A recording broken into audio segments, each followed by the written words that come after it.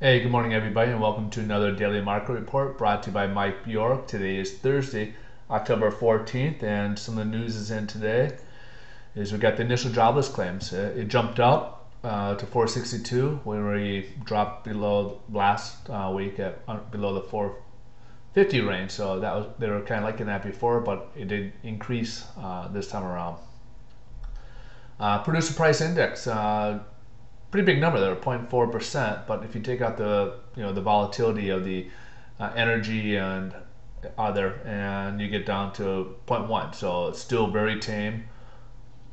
Then we got the trade balance, another disappointing there. We were at negative 42.6 billion, jumped another almost $4 billion when we were expecting maybe another negative $2 billion. Part of this might be to the currency exchange where the dollar is getting weaker, so that's probably making a big effect on that. As you can see, the technicals with all this combined, we had the initial jobless claims, was very disappointing.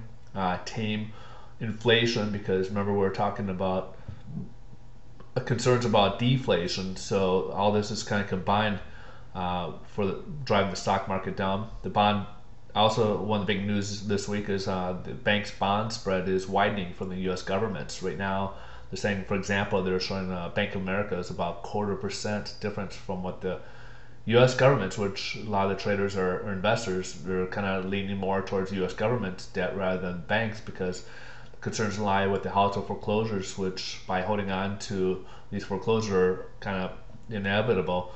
What may happen for the foreclosure process is just it's going to deteriorate the assets that's on their books. So a lot of people are leaning towards buying the U.S. debt rather than the bank debt as a result. So that's also kind of helped driving the market down a bit as well. And then, as you can see, the U.S. dollar is continuing to drop based on the expectations of the second round of the quantitative easing that the government's expected to do. It looks like they might be. The word is that they're going to be mixing up with buying mortgage-backed securities as well as some treasuries. So it might be a mixture in there. So that, as we said, they're trying to create some inflationary numbers just to get the economy kind of driven. So we'll see what kind of effect that may have. It may drop rates even further because of the increased demand, like we did last winter to early spring we had.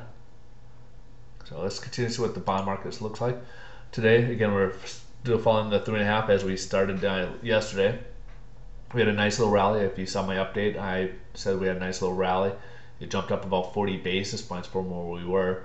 We started off the same day, so we didn't have any gaps today. And as a result, we went up slightly, and now we're down about 6 basis points. So we're pretty much comparable to where we left off yesterday. There really is not a huge change. Not enough for any price swings, unless they didn't make any price adjustments yesterday. So rates could be better if if the lender didn't make any price adjustments yesterday, or perhaps it would be, if they did, it'll be about the same as it was as yesterday. So stay tuned. Tomorrow will be the big day. We have CPI, which is going to be probably weighing heavily on everybody's minds. We have retail sales. We have the Empire State Index. So we have the manufacturing there, and then we also have consumer sentiment that's also thrown in there. So all those are going to be that could really drive us in a wild ride tomorrow. So we'll have to take a look at those. But you guys have a great day.